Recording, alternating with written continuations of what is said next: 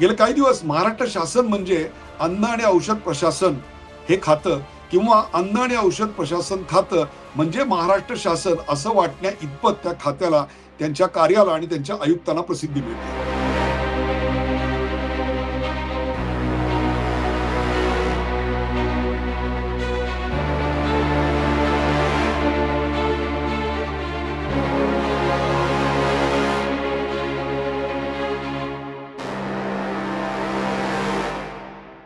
नमस्कार. The Uday Nirgudkar show मध्ये आपल्या सगळ्यांचं मनपूर्वक स्वागत. प्रेक्षको, मी डॉक्टर उदय निरगुडकर. गेले काही दिवस महाराष्ट्र शासन म्हणजे अन्न आणि औषध प्रशासन हे खातं किंवा अन्न आणि औषध प्रशासन खातं म्हणजे महाराष्ट्र शासन असं वाटण्या इतपत त्या खात्याला, त्यांच्या कार्याला आणि त्यांच्या आयुक्तांना प्रसिद्धी मिळते. अर्थात त्यांच्या आयुक्तपदी विराजमान आहेत ते म्हणजे तुकाराम मुंडे. तुकाराम मुंडे हे आय-एस रँकचे अधिकारी आहेत आणि त्याहीपेक्षा सुद्धा जिथे जिथे तुकाराम मुंडे यांची बदली झाली किंवा बदल्यांचा एक रेकॉर्डच त्यांच्या नावावर आहे, पण त्यांनी प्रत्येक ठिकाणी आपल्या कामाचा ठसा उमटवला आणि त्याहीपेक्षा सुद्धा ते वादग्रस्त झाले, हे तितकंच खरं आहे. त्यांनी या खात्यामध्ये असलेल्या अनेक नियमांची कठोर अंमलबजावणी आणि कटाक्षाने पालन करण्याकरता म्हणून सर्व खात्याला एक प्रकारे रेव्होल्युशनाइज केलं असं म्हटलं तर हरकत नाही. आणि त्यातलंच अत्यंत महत्वाची अशी त्यांची एक पत्रकार परिषद होती, ज्यात त्यांनी शाळेमध्ये कोणते पदार्थ खाण्यासाठी मुलांना देण्यात येतील आणि कोणते देता येणार नाहीत, शाळेपासून जवळ 50 मीटर पर्यंत कोणते पदार्थ विकता येतील, कोणत्या जाहिराती करता येतील आणि कोणत्या करता येणार नाहीत, हे सर्व जनतेला समजावून सांगितलं. पहा त्याची काही दृश्य. लागू आहे. त्याचप्रमाणे शाळेच्या आवारात आणि शाळेच्या आउटस्कर्ट म्हणजे भिंतीपासून, ज्याला आउटर साईड ज्याला म्हणतो, त्यापासून 50 मीटरपर्यंत, ज्याला HFSS अन्नपदार्थ म्हणतो, त्याची विक्री, जाहिरात, विपणन, मोफत वितरणास प्रतिबंध घातलेला आहे. तर आता 50 मीटरच्या आत, शाळेपासून दूर 50 मीटरच्या आत जंक फूड ज्याला आपण म्हणतात, ते जंक फूड तुम्हाला विकता येणार नाही किंवा त्याची जाहिरात करता येणार नाही. हे तत्व त्यांनी आज आणलंय का? तर अजिबात नाही. जे नियम म्हणतो ते स्कूल फूड किंवा सेफ फूडच्या बाबतीत जे आहेत आणि न्यूट्रिशनल स्टँडर्ड्स स्कूलमधले जे असतात त्या पद्धतीनं इम्प्लिमेंट करणं हे अपेक्षित आहे. तर हे जे रूल्स आहेत हे 2020 मध्ये हे रूल्स आले. त्याला आपण म्हणतो safe food balance diets and balance diet for children in school regulation 2020. हे 2020 मध्ये आले आणि 2021 पासून याचं इम्प्लिमेंटेशन सुरू झालेलं आहे. आपल्याकडे फूड सेफ्टी आणि स्टँडर्ड अथॉरिटीनी सप्टेंबर 2020 मध्ये काही अभ्यास करून मार्गदर्शक तत्व दिलेली होती. त्या मार्गदर्शक तत्वांचा तुकाराम मुंडे आणि त्यांचं खातं हे अत्यंत काटेकोरपणे अंमलबजावणी करत आहे. म्हणजे त्यांनी कुठलेही नवीन कायदे निर्माण केलेले नाहीत, किंबहुना नवीन कुठली तत्व, कुठलेही रुलिंग दिलेले नाहीत. आहे ते जे होतं तेच त्यांनी व्यवस्थितरित्या राबवलेलं आहे. आणि हे महत्वाचं अशा करता आहे आणि म्हणूनच मी हा कार्यक्रम करतोय. आज जीवनशैलीचे आजार वाढत आहेत. पूर्वी आपल्याकडे ज्याला आपण काय म्हणू, कम्युनिकेबल डिसीजेस जे होते ते जास्त होते. परंतु स्वातंत्र्याच्या नंतर किंवा ग्लोबलायझेशनच्या नंतर जर तुम्ही पाहिलं असेल तर आपल्याकडे जीवनशैलीचे आहार वाढत आहेत. त्यात पुन्हा आमची जीवनशैली अशी होत चालली आहे, विशेषतः सोशल मीडिया आल्यानंतर आमचा स्क्रीन टाइम वाढतोय आणि आमचा मैदानावरचा प्ले टाइम कमी होतोय. या सगळ्यामुळं अनेक विद्यार्थ्यांना घामच येत नाही, किंबहुना घाम गाळावा लागतो हेच ते विसरून गेलेले आहेत. आणि त्यांचा परिणाम लठ्ठपणात आहे. एकीकडे रात्री उपाशी पोटी झोपणाऱ्यांची सर्वात जास्त संख्या कुठल्या देशात असेल तर ती भारतात आहे. आणि त्याच वेळेला गलेलठ्ठ मुलांची संख्या सर्वात जास्त कुठे असेल तर ती देखील भारतातच आहे. आणि त्यात पुन्हा त्यांच्यावर व्यसनांचा विळखा.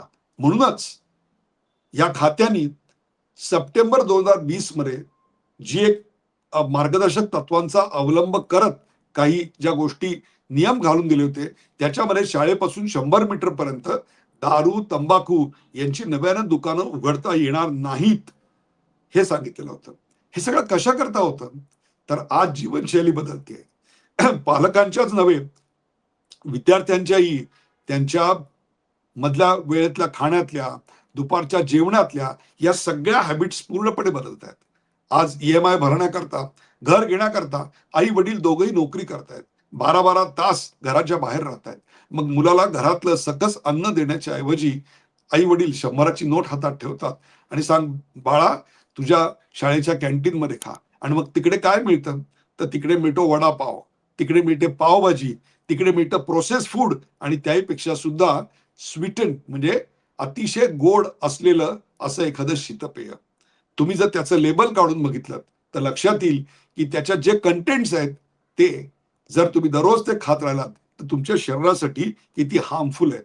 हेच ते जंक फूड, हेच ती कोल्ड ड्रिंक्स आणि या सगळ्यापेक्षा सुद्धा नंतरची आलेली बैठी जीवनशैली. एकीकडे मैदानं नाहीत, त्यामुळे मुलांना कुठल्याही प्रकारचा घाम नाही, समोर फक्त स्क्रीन टाइम, प्ले टाइम कमी झालेला. मग विकसित राष्ट्र जे आपण 2047 साली आणायचे ते अशा सिख मानसिकतेच्या आणि सिख देहाच्या मुलांकडून आणू शकतो का? मग या खात्याचे जे कठोर पावलं उचलतायत त्याला तुम्ही अयोग्य कसं म्हणणार? प्रमाणे शाळेच्या आवारात आणि शाळेच्या आउटस्कर्ट म्हणजे भिंतीपासून, ज्याला आउटर साइड ज्याला म्हणतो, त्यापासून 50 मीटरपर्यंत ज्याला HFSS अन्नपदार्थ म्हणतो, त्याची विक्री, जाहिरात, विपणन व मोफत वितरणास प्रतिबंध घातलेला आहे. जगभरामध्ये आज एखादा प्रोडक्ट विकायचा असेल तर त्याच्या लेबलवर त्याच्यासाठीचं असलेलं हेल्थ स्टार रेटिंग द्यावं लागतं. त्याची न्यूट्रिशन व्हॅल्यू काय आहे ही द्यावी लागते आणि याच्यावरच ते घ्यायचं की नाही हे ठरतं.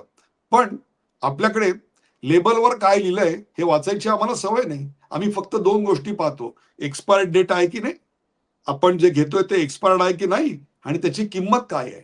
लेबल वाचायचं असतं, त्या लेबलमध्ये इन्ग्रेडियंट्स काय ते वाचायचे असतात आणि ते वाचून ते आपल्याला आपल्या हेल्थसाठी योग्य अयोग्य आहे की नाही हे ठरवून मग विकत घ्यायचं असतं. याच्या प्रकारची कुठलीही फूड सेफ्टी साक्षरता, हायजीनची साक्षरता, स्वच्छतेची साक्षरता आपल्यामध्ये नाही आणि त्याच्यामुळेच म्हणून या क्षेत्रामध्ये माइल्स टू गो. त्यामुळे अन्न आणि औषध प्रशासन हे जे खातं आहे त्याच्याकडे संपूर्ण आता महाराष्ट्राचं लक्ष अशा करता आहे की आज महाराष्ट्र शासन म्हणजे हे खातं असं वाटायला लागलंय.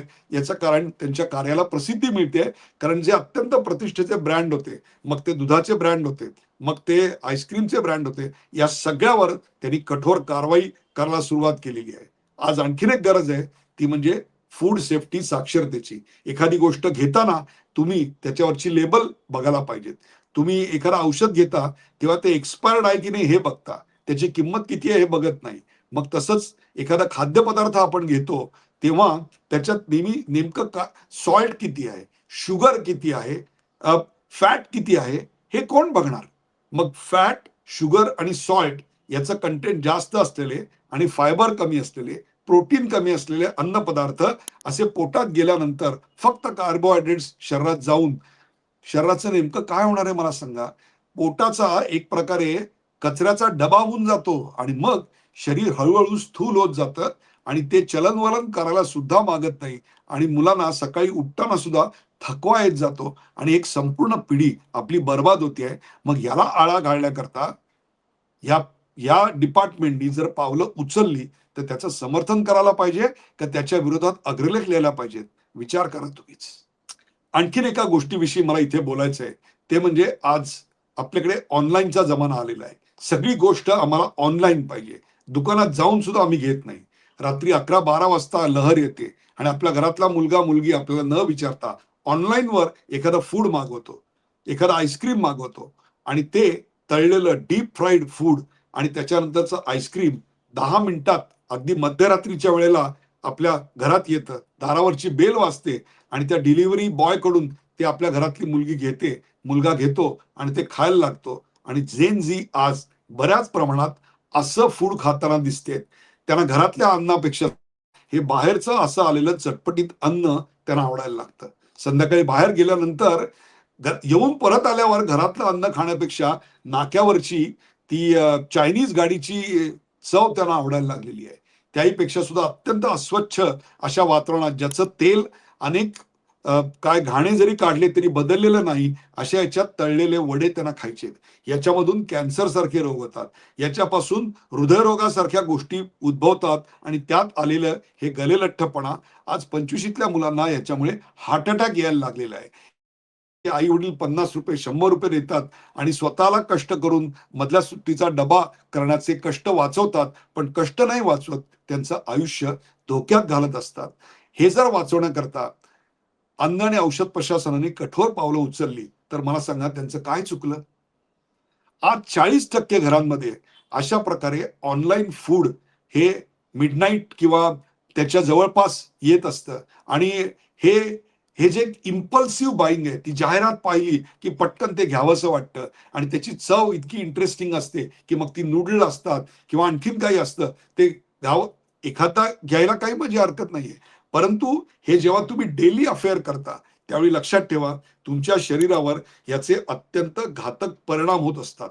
तुमच्या शरीराला अत्यंत घातक अशा प्रकारची काही रंग त्यात टाकलेले असतात आणि त्या रंगांच्या डब्या सुद्धा एक्सपायर्ड असलेल्या अनेक क्लाउड किचनमध्ये किंवा रेस्टॉरंट्समध्ये जे अतिशय रेप्युटेड ब्रँड्स आहेत त्यांच्यामध्ये आढळल्या आणि आपण आपले वाढदिवस सेलिब्रेट करायला तिकडे जातो आणि आपण तिकडे वाढदिवस सेलिब्रेट करताना केक कापत नसतो, तर आपलं भविष्य आणि आपलं पुढचं आयुष्यच कापत असतो याची आपल्याला जाणीव सुद्धा नसते. पण ती जाणीव जर तुम्हाला अन्न आणि औषध प्रशासन करून देत असेल तर मला सांगा त्यांचं काय चुकलं. आणखीन एक, हे फक्त मेट्रो सिटीमध्ये मुंबई पुण्यामध्ये घडतंय असं समजायचं काही कारण नाही. हे लोण आता टियर 2 आणि टियर 3 मध्ये सुद्धा पसरलेलं आहे. तिथे सुद्धा शाळांच्या जवळ तुम्हाला गुटखा मिळताना दिसतो. तुम्हाला तंबाखू आणि दारूची दुकानं तुम्हाला दिसतात आणि त्याही पेक्षा सुद्धा त्या शाळेतून बाहेर पडलं की मग प्रोसेस फूडच्या अशा त्या प्लास्टिकच्या माळा 5-5, 10-10 रुपयात मिळणाऱ्या आणि त्याचं आकर्षण वाटतं आणि त्याला घरी घेऊन यायला आई किंवा कोणीतरी एखादी घरातली व्यक्ती गेलेली असते, त्याच्याकडे ते मूल हट्ट धरतं की त्या आकर्षक रंगातल्या ज्या प्लास्टिकच्या माळा आहेत त्यातलं मला अन्न द्या. परंतु ते अन्न खाल्ल्यानंतर एकतर भूक मरते आणि त्याही पेक्षा सुद्धा पोटात अत्यंत घातक अशा स्वरूपाचं अन्न जातं आणि हळूहळू त्यातून तुमचं शरीर पोखरायला लागतं. मग या सगळ्या विरुद्ध कारवाई करण्याकरता अस्तित्वात असणाऱ्या नियमांची कठोर अंमलबजावणी जर एखादं खातं करत असेल तर त्या महाराष्ट्र शासनाचं कौतुक नको करायला.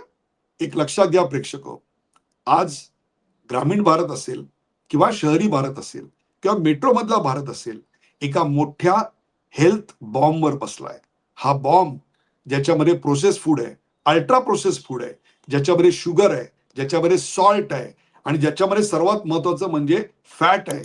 हे सगळ्याचा मारा आमच्यावर केला जातोय आणि आमची तरुणाई ही अत्यंत पंगू बनते आहे. ती एक ॲथलीट असली पाहिजे, त्याच्याऐवजी हे सगळे आता रोगी दिसायला लागलेत.